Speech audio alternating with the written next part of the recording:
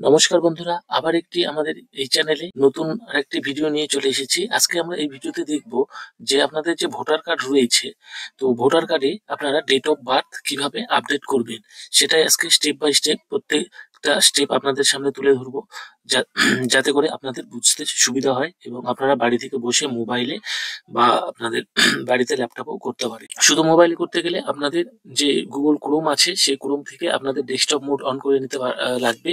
তো আমরা যে ভোটার সার্ভিস পোর্টাল বলে যে ওয়েবসাইটটি রয়েছে, voters.eci.gov.in, তার হোম পেজে চলে এসেছি এবং আমরা লগ ইন করে নিয়েছি। তো আপনারা চাইলে আপনাদের কিভাবে অ্যাকাউন্ট করতে লাগে এই অফিসিয়াল ওয়েবসাইটে, সেইটার ভিডিও আমি চ্যানেলে অলরেডি দিয়ে রেখেছি, আপনারা চাইলে সেখান থেকে দেখে নিতে পারবেন।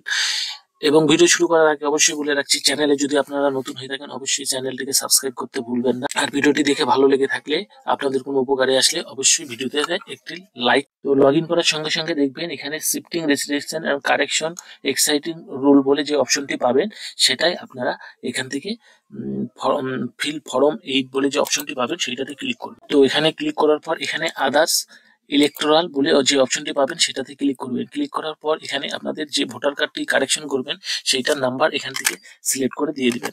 আমি যে আমার ভোটার কার্ডের নাম্বারটি আছে সেটা এখান থেকে দিয়ে দিই। তো দিয়ে দেওয়ার পর এখান থেকে সাবমিট অপশনে সিম্পলি ক্লিক করব। তো সাবমিট অপশনে ক্লিক করার পর আপনি যে ভোটার কার্ডটি কারেকশন করবেন সেটার ডিটেলস এখানে চলে আসবে, আপনারা এখান থেকে দেখে নিতে পারবেন নাম টাম যেগুলো ঠিক আছে কি নেই। তো তারপর আপনারা সিম্পলি ওকেতে ক্লিক করবেন। ওকেতে ক্লিক করলে এখানে আপনাদের অপশন শো করবে যে correction entry exciting election rule, এইটাতে ক্লিক করার পর সেম ভাবে আপনারা ওকে ক্লিক করবেন। তারপরে আপনাদের যে ভোটার কার্ডটি রয়েছে সেইটা আপনাদের ডিটেলস এখানে চলে আসবে, আপনারা এখান থেকে আপনাদের যে ভোটার কার্ড ডিটেলস রয়েছে সেইটা আপনাদের এখান থেকে দেখে নিতে পারবেন। তো এখানে যে অপশনটি পাবেন, দেখুন এখানে যে আপনারা যে অপশনটি পাবেন name, gender, date of birth ঠিক করতে পারবেন। তো এখানে আপনারা ডেট অফ বার্থ, আমি যেহেতু ডেট অফ বার্থ সিলেক্ট করলাম, তো ডেট অফ বার্থ আমি ঠিক করব।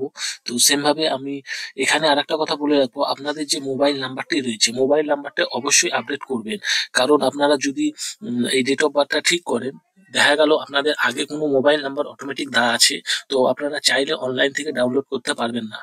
আর অনলাইনে কিভাবে ডাউনলোড করতে লাগে ভোটার কার্ড সেটার ভিডিও আপনারা পেয়ে যাবেন চ্যানেলে, সেখান থেকে দেখে নিতে পারবেন। তো এখানে আমি অবশ্যই মোবাইল নাম্বারটা আপডেট করব এবং আপনারাও আপনাদের মোবাইল নাম্বার যেটা রয়েছে সেটাও আপডেট করবেন। তো এখানে আমি ডেট অফ বার্থ যেটা রয়েছে সেইটা আমি আমাদের যে ডকুমেন্টস রয়েছে ডকুমেন্টস দেখে আমরা দিয়ে দেবো। দিয়ে দেওয়ার পর এখানে একটা মোবাইল নাম্বার চাইবে, যেটাতে আপনাদের মোবাইলে একটি ওটিপি যাবে, সেইটা আপনাকে ভেরিফিকেশন করতে লাগবে, না ছাড়া হবে না। তো আমি এখান থেকে মোবাইল নাম্বারটি ভেরিফিকেশন করে নিচ্ছি। তো এখানে সিম্পলি সেন্ড ওটিপি তে ক্লিক করবেন। এখান থেকে আমি মোবাইল নাম্বারটা দিয়ে দেওয়ার পর ওটিপি আমাদের সেন্ড করে দিয়েছে, তারপর আমরা সিম্পলি ভেরিফাই ক্লিক করব, আমাদের ওটিপিটা ভেরিফিকেশন হয়ে যাবে। তো হয়ে যাওয়ার পর এখানে আপনাকে ডকুমেন্টস আপডেট করতে লাগবে। তো আপনারা চাইলে আধার কার্ডে যদি থাকে, এখানে অনেকগুলো ডকুমেন্ট থাকবে, তো আপনারা চাইলে যে কোনো একটি ডকুমেন্টস আপডেট করতে পারবেন। এক্ষেত্রে আমি বলে রাখবো অবশ্যই আপনাদের প্যান কার্ডটা বা বার্থ সার্টিফিকেট যেগুলো রয়েছে সেগুলো আপনারা আপডেট করবেন। আর আরেকটা কথা এখানে বলে রাখছি, আপনাদের যে ভোটার কার্ড, পুরাতন ভোটার কার্ড রয়েছে, তো পুরাতন ভোটার কার্ডে আপনাদের কিন্তু ডেট অফ বার্থ লেখা নাই, আপনারা সেইটা দেখে নেবেন। সেই জন্য আপনাদেরকে অবশ্যই আপডেট করতে লাগবে। তো এখান থেকে আমি প্যান কার্ড সিলেক্ট করে আমি প্যান কার্ডের ডকুমেন্টস যেটা জেরক্স, যে অরিজিনাল কপি রয়েছে স্ক্যান করে রেখেছি, সেইটা আপডেট করে দিচ্ছি। তো ডকুমেন্টটি দেওয়ার পর এখানে সিম্পলি নেক্সট অপশনে ক্লিক করব। তো নেক্সট অপশনে ক্লিক করার পর আপনাদের এখানে প্লেস নেম দিতে লাগবে। তারপরে আপনারা এখান থেকে নেক্সট অপশনটি যেটা পাবেন সেটাতে ক্লিক করবেন। ক্লিক করার পর এখান থেকে আপনাদের ক্যাপচা আসবে, তো ক্যাপচা কোডটি আপনারা টাইপ করে দিবেন। দেখে প্রিভিউ এন্ড সাবমিট অপশনে ক্লিক করবেন। প্রিভিউ এন্ড সাবমিট অপশনে ক্লিক করার পর দেখবেন আপনি কি কারেকশন করেছেন, ফর্মটি একবার ভালো করে দেখে নেবেন।